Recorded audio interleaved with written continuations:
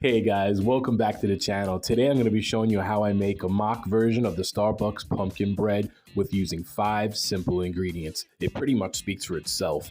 You're going to need 1 box of yellow cake mix, and then you're going to add 1 15-ounce can of pumpkin puree. Do not use the pumpkin pie filling, it has too much sugar.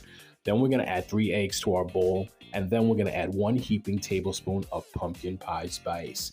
Now guys, this is what's going to make your house smell so good, and it's going to make your bread taste really good. Then we're going to give that a mix, and then we want to line our loaf pan with a piece of parchment paper, which will help us actually lift out that bread so easily when it comes out the oven once you let it cool. And then we're going to pour our batter and spread it into our pan, and we're going to place it into a 350-degree preheated oven for 40 to 45 minutes, or until a toothpick comes out clean. Now guys, this is a bit different from the actual original what they do at Starbucks. I add cream cheese icing. You can make your own, which I was going to do, but I opted for the can.